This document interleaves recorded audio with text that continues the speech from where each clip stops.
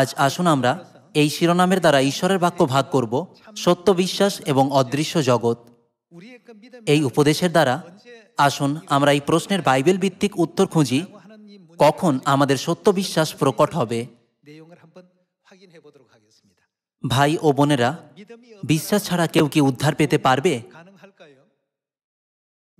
Bible নিশ্চিতভাবে বলে যে বিশ্বাস ছাড়া উদ্ধার পাওয়া অসম্ভব। ঈশ্বরের বাক্য পালন করার জন্য আমাদের যা দরকার তা হলো বিশ্বাস। সবথেকে বড়, যখন আমরা আজ্ঞাকারী হই তখন ঈশ্বরের আজ্ঞা, বিধি এবং শিক্ষা পালন করা সম্ভব হয়।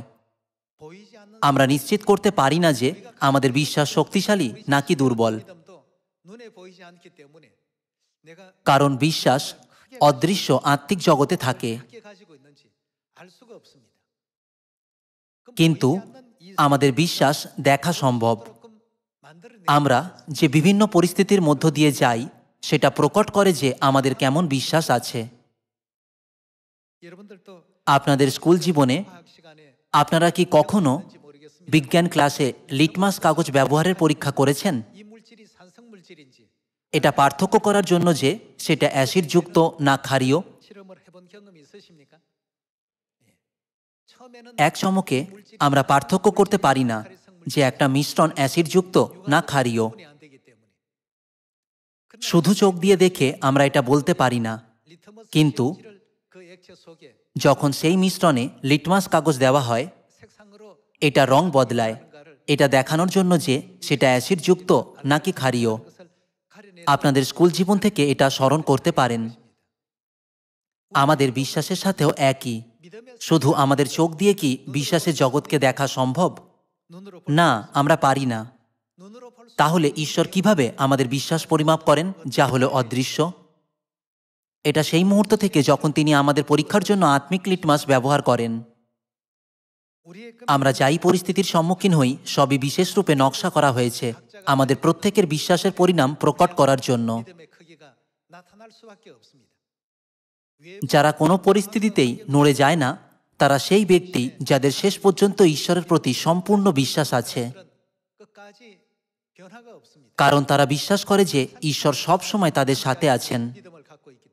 এর বিপরীতে দুর্বল বিশ্বাসীরা সহজেই তাদের আশপাশের লোকেদের দ্বারা প্রভাবিত হয়। এমন সময় আসবে যখন তাদের বিশ্বাস প্রকট হয়ে যাবে। অতএব বাইবেল বলে, নিজেকে পরীক্ষা করে দেখো যে তুমি বিশ্বাসে আছো কি না। আসুন 2 করিন্থীয় 13 অধ্যায় দেখি। 2 করিন্থীয় 13 অধ্যায় 5 পদ। আপনাদের পরীক্ষা করিয়া দেখো তোমরা বিশ্বাসে আছো কি না। নিজেদের পরীক্ষা করে দেখো যে তোমরা বিশ্বাসে আছো কি না। বিশ্বাস ছাড়া উদ্ধার পাওয়া অসম্ভব। লেখা আছে, আপনাদের পরীক্ষা করিয়া দেখো তোমরা বিশ্বাসে আছো কি না। প্রমাণার্থে আপনাদেরই পরীক্ষা করো। আমাদের নিজেদের পরীক্ষা করে দেখা দরকার যে সত্যি আমরা বিশ্বাসে আছি কি না। অথবা তোমরা কি আপনাদের সম্বন্ধে জানো না যে যীশু খ্রিস্ট তোমাদিগতে আছেন? খ্রিস্ট আমাদের মধ্যে আছেন। শুধু তাই নয়, আত্মা ও কন্যা আমাদের সাথে আছেন। আমাদের দৈনন্দিন জীবনে সবাই বিশ্বাস করি যে আমাদের দৃঢ় বিশ্বাস আছে, কিন্তু আমাদের সম্মুখীন হওয়া পরিস্থিতি অনুসারে যদি আমাদের বিশ্বাস বদলে যায় আমরা বুঝতে পারি যে সত্যি আমাদের বিশ্বাস আমাদের চিন্তা অনুসারে অতটা শক্তিশালী নয়। এটা একটা বড় সমস্যা হতে পারে। আসুন 5 পদ আবার দেখি। আপনাদের পরীক্ষা করিয়া দেখো তোমরা বিশ্বাসে আছো কি না। প্রমাণার্থে আপনাদেরই পরীক্ষা করো। অথবা তোমরা কি আপনাদের সম্বন্ধে জানো না যে যীশু খ্রিস্ট তোমাদিগতে আছেন? অবশ্য যদি তোমরা অপ্রামাণিক না হও, যদি পরীক্ষাতে ব্যর্থ হও তোমরা উদ্ধার পেতে ব্যর্থ হবে। যদি ঈশ্বর বলেন যে আমরা পরীক্ষায় ব্যর্থ হয়েছি, এর মানে কি এটা নয় যে আমরা উদ্ধার পেতে এবং স্বর্গে প্রবেশ করা থেকে বাদ পড়ছি? 6 পদ বলে, কিন্তু আশা করি তোমরা জানিবে যে আমরা অপ্রামাণিক নহি, আর আমরা ঈশ্বরের কাছে এই প্রার্থনা করি যেন তোমরা কোনো মন্দ কার্য না করো। আমাদের সবসময় নিজেদের পরীক্ষা করে দেখা উচিত যে আমরা বিশ্বাসে আছি কি না। সত্যিই কি আমি প্রতিদিন বিশ্বাসে জীবনযাপন করছি? বিশ্বাস ছাড়া যা কিছুই করা হয় সেটা কি? সেটা হলো পাপ। বাইবেল আমাদের এই বিষয় জাগিয়ে তোলে যে বিশ্বাস ছাড়া যা কিছুই করা হয় সেটা হলো ঈশ্বরের দৃষ্টিতে পাপ। তাহলে এখন থেকে আমাদের কি করা উচিত? যাই পরিস্থিতি আসুক না কেন, আমাদের সব সময় আমাদের সাথে করা ঈশ্বরের নিয়ম অনুসারে পথ চলা উচিত। যদি আমাদের বিশ্বাস দুর্বল হয় বা গুজব ও কঠিন পরিস্থিতির কারণে বিশ্বাস হারিয়ে যায়, তাহলে এতে কি একমত নন যে সত্যি ঈশ্বর আমাদের মধ্যে নেই? মথি 7 অধ্যায়ে এই বিষয়ে যিশুর শিক্ষা নিশ্চিত করতে পারি। আসুন মথি 7 অধ্যায়ের 24 পদ দেখি। অতএব যে কেউ আমার এই সকল বাক্য শুনিয়া পালন করে, তাহাকে এমন একজন বুদ্ধিমান লোকের তুল্য বলিতে হইবে, যে পাষাণের উপরে আপন গৃহ নির্মাণ করিল। পরে বৃষ্টি নামিল, বন্যা আসিল, বায়ু বহিল এবং সেই গৃহে লাগিল, তথাপি তাহা পড়িল না, কারণ পাষাণের উপরে তাহার ভিত্তিমূল স্থাপিত হইয়াছিল। আর যে কেউ আমার এই সকল বাক্য শুনিয়া পালন না করে, তাহাকে এমন একজন নির্বোধ লোকের তুল্য বলিতে হইবে, যে বালুকার উপরে আপন গৃহ নির্মাণ করিল। পরে বৃষ্টি নামিল, বন্যা আসিল, বায়ু বহিল এবং সেই গৃহে আঘাত করিল, তাহাতে তার কি হল? তাহা পড়িয়া গেল ও তাহার পতন ঘোরতর হইল। সাধারণ সময়ে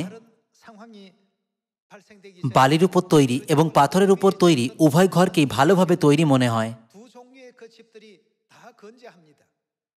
কিন্তু যখন বৃষ্টি আসে, বন্যা হয় এবং বায়ু বয় এবং সমস্ত অকল্পনীয় পরিস্থিতি আসে, এটা সেই সময় যখন আমরা সত্যি বলতে পারি যে সেই বিশ্বাসের ঘর পাথরের ভিত্তির উপরে স্থাপিত, নাকি এটা সেই ঘর যা নাশ হয়ে যাবে। শেষে এটা প্রকট হবে। সেই জন্যই বাইবেল বলে, সবসময় নিজেকে পরীক্ষা করে দেখো যে তুমি বিশ্বাসে আছো কি না। আমাদের নিজেদের জিজ্ঞাসা করা উচিত, আমি কি সত্যি পিতা ও মাতার দেওয়া দৃঢ় বিশ্বাসে দাঁড়িয়ে আছি? কে আমাদের সাহায্য করছেন? কে আমাদের পরিচালনা করছেন? সিয়ন কি ধরনের জায়গা?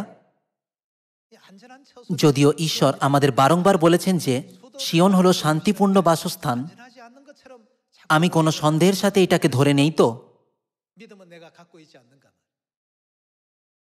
ভাই ও বোনেরা, সিয়ন হলো সেই জায়গা যেখানে আমরা পিতা ঈশ্বর ও মাতা ঈশ্বরের সাথে একসাথে থাকি।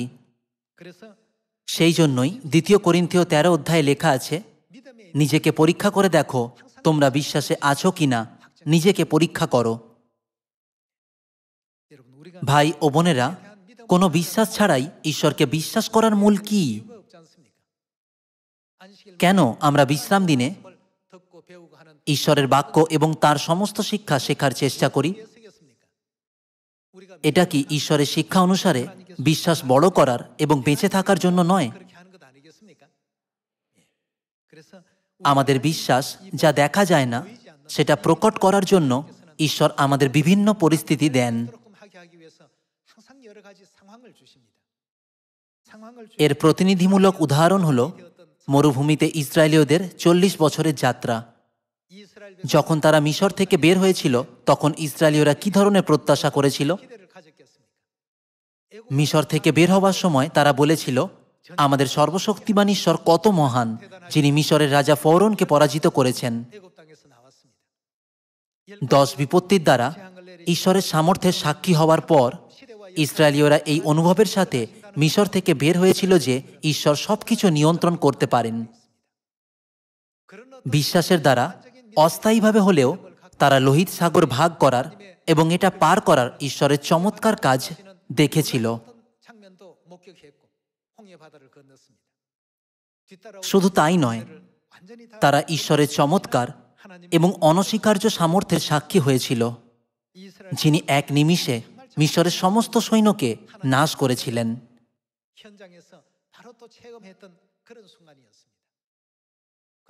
কিন্তু তারপর তারা প্রান্তরে প্রবেশ করেছিল।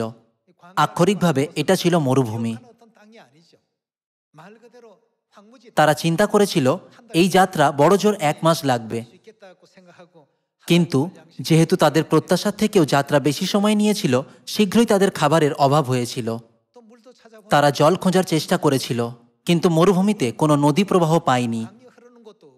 সেখানে তাদের পান করার জল ছিল না। যেহেতু তাদের পরিস্থিতি প্রতিকূল হয়েছিল এবং কঠিন পরিস্থিতির সম্মুখীন হয়েছিল, তারা তাদের বিশ্বাস হারাতে শুরু করেছিল। অবশেষে তাদের বিশ্বাস সম্পূর্ণ হয়ে গিয়েছিল। যখন আশপাশের লোকেরা অভিযোগ ও বচসা করেছিল, তারাও সেটাই করেছিল। ভাই ও বোনেরা, 2 করিন্থীয় 13 অধ্যায়ের 5 পদ কি বলে? আমাদের বিশ্বাস কি করা উচিত? আমাদের সব সময় পরীক্ষা করা উচিত ঈশ্বরের সামনে আমাদের সঠিক বিশ্বাস আছে কিনা। অবশেষে ইসরায়েলীয়দের ঈশ্বরের প্রতি বিশ্বাস শেষ হয়ে গিয়েছিল।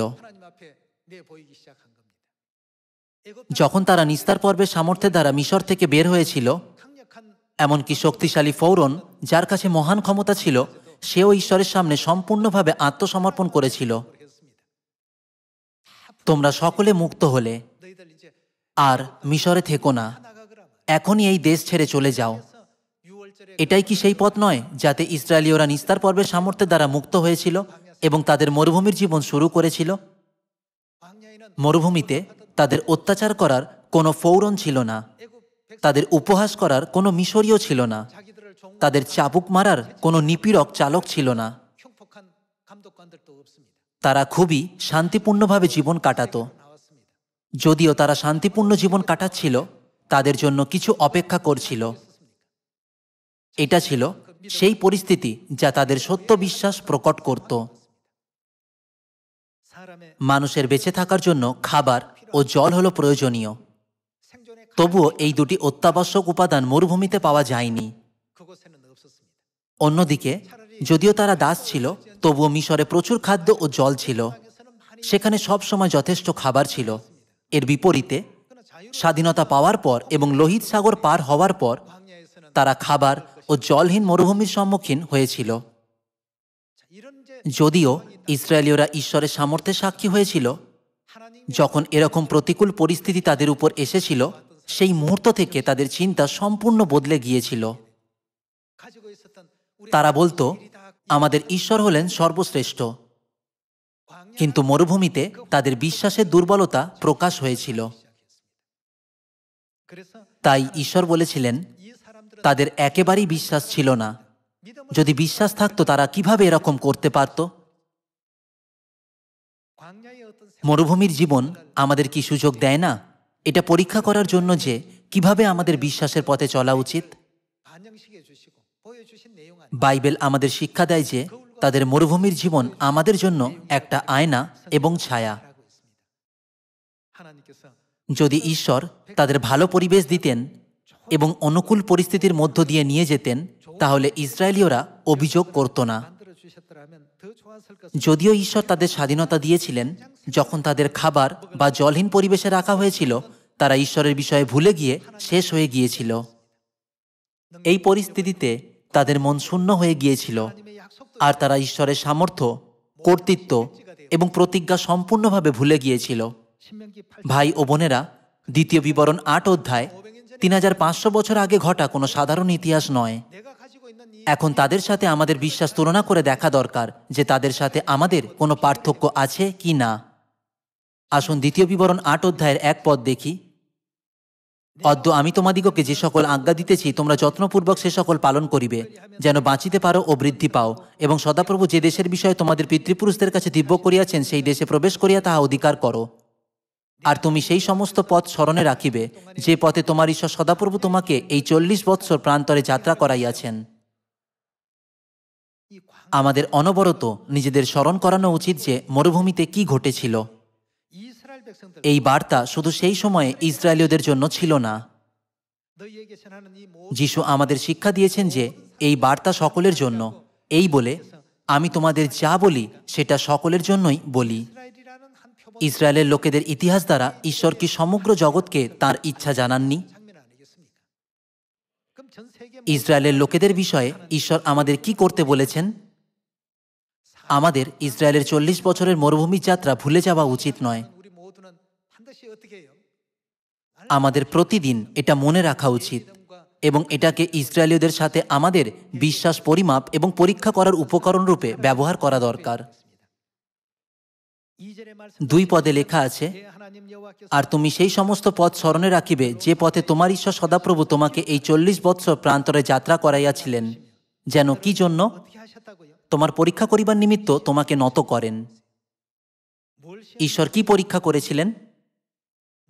অবশেষে ঈশ্বর তাদের বিষয়ে কি পরীক্ষা করেছিলেন? এই সময় ঈশ্বর আত্মিক ইসরায়েলীয়দের বিশ্বাস পরীক্ষা করছেন, যারা বিশ্বাসের মরুভূমির মধ্য দিয়ে চলছে। ঈশ্বর এখন আমাদের বিশ্বাস পরিমাপ এবং পরীক্ষা করছেন, যেন তোমার পরীক্ষা করিবার নিমিত্তে, অর্থাৎ তুমি তাহার আজ্ঞা পালন করিবে কিনা এই বিষয়ে তোমার মনে কি আছে জানিবার নিমিত্তে তোমাকে নত করেন। আমাদের মনে কি আছে সেটা জানার জন্য ঈশ্বর আমাদের বিভিন্ন পরিস্থিতির মধ্য দিয়ে নিয়ে যান। 3 পদ, ঈশ্বর কি করেছেন? তোমাকে নম্র করেছেন। তিনি আর কি করেছেন? তিনি তোমাকে ক্ষুধার্ত রেখেছেন। যখন পরিস্থিতি বদলায়, তৎক্ষণাৎ প্রকট হয় যে তাদের বিশ্বাসের ঘর বালির উপর নাকি পাথরের উপরের তৈরি। যখন পরিস্থিতি বদলায়, এটা ঈশ্বরের লোকেদের জন্য সিদ্ধান্ত নেওয়ার আসল মুহূর্ত হয়ে দাঁড়ায়। আমাদের অবশ্যই মরুভূমির 40 বছরের যাত্রা স্মরণে রাখা উচিত। তিনি তোমাকে নত করিলেন এবং তোমাকে ক্ষুধিত করিয়া তোমার পিতৃপুরুষদের অজ্ঞাত মান্না দিয়া প্রতিপালন করিলেন, যেন তিনি তোমাকে জানাইতে পারেন যে মনুষ্য কেবল রুটিতে বাঁচে না, কিন্তু সদাপ্রভুর মুখ হইতে যাহা যাহা নির্গত হয় তাহাতেই মনুষ্য বাঁচে। এই 40 বৎসর তোমার গাত্রে তোমার বস্ত্র জীর্ণ হয় নাই ও তোমার পা ফুলে নাই। আর মনে বুঝিয়া দেখো, মনুষ্য যেমন আপন পুত্রকে শাসন করে, তোমার ঈশ্বর সদাপ্রভু তোমাকে তদ্রূপ শাসন করেন। আর তুমি আপন ঈশ্বর সদাপ্রভুর আজ্ঞা সকল পালন করিয়া তাহার পথে গমন করিবে ও তাহাকে ভয় করিবে। তোমরা যদি এটা করো, অবশেষে কি হবে? কেননা তোমার ঈশ্বর সদাপ্রভু তোমাকে এক উত্তম দেশে লইয়া যাইতেছেন। সেই দেশে উপত্যকা ও পর্বত হইতে নির্গত জলস্রোত ও গভীর জলাশয় আছে। সেই দেশে গোধূম, জব, দ্রাক্ষালতা, ডুমুর গাছ ও দারিম্ব এবং তৈলদায়ক জিতবৃক্ষ মধু উৎপন্ন হয়। সেই দেশে আহারের বিষয় ব্যয়কুণ্ঠ হইতে হইবে না, তোমার কোনো বস্তুর অভাব হইবে না। সেই দেশে প্রস্তর, লৌহ ও তথাকার পর্বত হইতে তুমি পিত্তল খুঁদিবে। আর তুমি ভোজন করিয়া তৃপ্ত হইবে এবং তোমার ঈশ্বর সদাপ্রভু দত্ত সেই উত্তম দেশের নিমিত্ত তাহার ধন্যবাদ করিবে। এই পথ দিয়ে তাদের দুধ ও মধুর ধারা প্রবাহিত কনান দেশে পরিচালিত করার জন্য ঈশ্বরের কি ইচ্ছা ছিল? তাদের আশীর্বাদ দেওয়ার জন্য, আমাদের সেই জগতে পরিচালিত করার জন্য যেখানে আমরা ঈশ্বরকে প্রশংসা দেব। বিশ্বাসের মরুভূমির যাত্রার মাঝপথে তিনি কি রেখেছিলেন? পরীক্ষা। ঈশ্বর বলেছেন যে সকলেই পরীক্ষিত হবে। ইসরায়েলীয়রা দুধ ও মধুর ধারা প্রবাহিত কনান দেশে প্রবেশের যোগ্য কিনা সেটা পরীক্ষা করার জন্য ঈশ্বর খিদে, পিপাসা, বিভিন্ন রকম কঠিনতা এবং সমস্যার দ্বারা মরুভূমিতে 40 বছর ধরে তাদের বিশ্বাস পরীক্ষা করেছিলেন। ঈশ্বর এমনকি দেখতে চেয়েছিলেন যে তারা মূর্তি পূজা করে কিনা। মরুভূমিতে 40 বছর ধরে সমস্ত রকম পরিস্থিতি এসেছিল। তাদের মুখ থেকে যা কিছুই বের হয়েছিল ঈশ্বর সবই দেখেছিলেন। কিভাবে আমরা খাবার ছেড়ে বাঁচতে পারবো? এখনো আমাদের অনেক পথ যেতে বাকি আছে। যদি আমরা মিশরেই থাকতাম, এটা সেই জায়গা ছিল যেখানে ঈশ্বর নিশ্চিত করেছিলেন যে ঈশ্বরের প্রতি তাদের মনে কি আছে। তারা কি কনান দেশে প্রবেশ করেছিল? না, তাদের কেউই প্রবেশ করতে পারেনি। যারা ঈশ্বরের চমৎকার কাজ দেখে মিশর থেকে বের হয়েছিল, তাদের মধ্যে 20 বছরের উপর থেকে শুধুমাত্র জিহোশুয়া ও কালেব কনান দেশে প্রবেশ করেছিল। এর থেকে আমরা কি বুঝতে পারছি না যে শুধুমাত্র এই 2 জন লোকেরই ঈশ্বরের প্রতি সম্পূর্ণ বিশ্বাস ছিল? যাই পরিস্থিতি আসুক না কেন, আসুন আমরা সবসময় বলি আমাদের ঈশ্বর হলেন সব থেকে ভালো।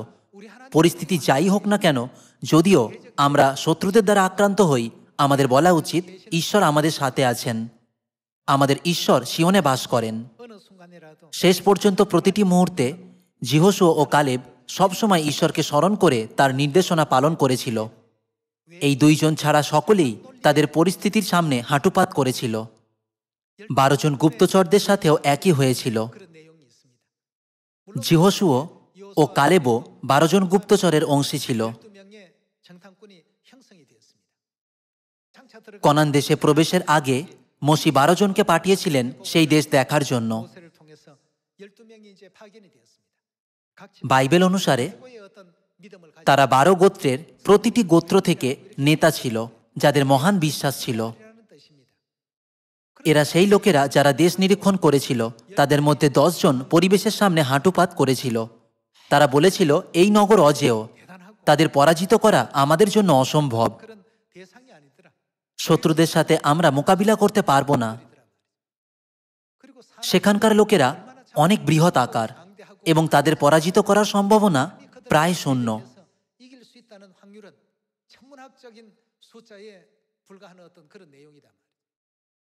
তাদের বিশ্বাস দেখার জন্য ঈশ্বর এরকম পরিবেশ সৃষ্টি করেছিলেন। জিহোশুয়া ও কালেব তাদের বিষয়ে কি বলেছিল? অন্যদের চোখে যাদের বড় মনে হয়েছিল, তারা আমাদের ভোগ্য স্বরূপ, তারা কিছুই নয়। তাদের দেবতারা তাদের থেকে চলে গেছে এবং তারা আমাদের সামনে কিছুই নয়। সর্বশক্তিমান ঈশ্বর কি আমাদের সাথে নেই? যদিও আমাদের সেনাদের দুর্বল দেখাচ্ছে, ঈশ্বর আমাদের পরিচালনা করছেন। ভাই ও বোনেরা, এই পরিস্থিতিতে একদল বলেছিল, আসুন আশা ছেড়ে দিই, এটা এমন কিছু যা আমরা করতে পারবো না। অন্য দলের বিষয় কি? এটা সত্যি নয়, ঈশ্বর আমাদের সাথে আছেন। ঈশ্বর সবসময় আমাদের তাদের মরুভূমির বিশ্বাসের জীবনকে পরীক্ষা করে দেখতে বলেছেন। আসুন কখনো এই শিক্ষা ভুলে না যাই এবং ঈশ্বরকে অনুসরণ করি, যিনি আমাদের প্রেম করেন এবং নিঃশব্দে সমস্ত পরিস্থিতির মধ্য দিয়ে পরিচালনা করছেন, যাতে আমরা অনন্ত স্বর্গরাজ্যে প্রবেশ করতে পারি।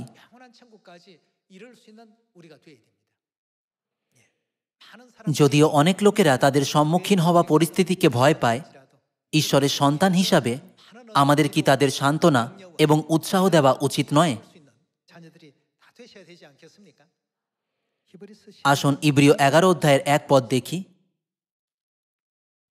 আর বিশ্বাস প্রত্যাশিত বিষয়ের নিশ্চয় জ্ঞান, অদৃশ্য বিষয়ের প্রমাণ প্রাপ্তি, কারণ এই সম্বন্ধেই প্রাচীনগণের পক্ষে সাক্ষ্য দেওয়া হইয়াছিল। বিশ্বাসে আমরা বুঝতে পারি যে যুগকলাপ ঈশ্বরের বাক্য দ্বারা রচিত হইয়াছে, সুতরাং কোনো প্রত্যক্ষ বস্তু হইতে এই সকল দৃশ্য বস্তুর উৎপত্তি হয় নাই। বিশ্বাসে হেবল ঈশ্বরের উদ্দেশ্যে কইন অপেক্ষা শ্রেষ্ঠ যজ্ঞ উৎসর্গ করিলেন, এবং তদ্বারা তাহার পক্ষে এই সাক্ষ্য দেওয়া হইয়াছিল যে তিনি ধার্মিক। ঈশ্বর তাহার উপহারের পক্ষে সাক্ষ্য দিয়েছিলেন, এবং তদ্বারা তিনি মৃত হইলেও এখনো কথা কহিতেছেন। বিশ্বাসে হনক লোকান্তরে নীত হইলেন, যেন মৃত্যু না দেখিতে পান। তাহার উদ্দেশ্য আর পাওয়া গেল না, কেননা ঈশ্বর তাহাকে লোকান্তরে লইয়া গেলেন। বস্তুত লোকান্তরে নীত হইবার পূর্বে তাহার পক্ষে এই সাক্ষ্য দেওয়া হইয়াছিল যে তিনি ঈশ্বরের প্রীতির পাত্র ছিলেন। কিন্তু বিনা বিশ্বাসে কি অসম্ভব? প্রীতির পাত্র হওয়া কাহারও সাধ্য নয়, কারণ যে ব্যক্তি ঈশ্বরের নিকটে উপস্থিত হয় তাহার ইয়া বিশ্বাস করা আবশ্যক যে ঈশ্বর আছেন, এবং যাহারা তাহার অন্বেষণ করে তিনি তাহাদের পুরস্কার দাতা। শান্তিপূর্ণ সময়ে যখন সবকিছু ভালোভাবে চলে, আরাধনা করা, কঠোর প্রার্থনা করা এবং অনুগ্রহপূর্ণভাবে বিশ্বাস সম্পন্ন করা সহজ হয়। কিন্তু যদি আমরা জাগতিক মানদণ্ড দ্বারা পরিস্থিতি বিচার করি, তাহলে এটা দেখায় যে আমরা ঈশ্বরের বিষয়ে ভুলে গেছি। 12 জন গুপ্তচরের মধ্যে জিহোশুয়া ও কালেব কখনোই ঈশ্বরকে ভুলে যায়নি। তারা সব সময় ঈশ্বরের সাথে চলেছিল।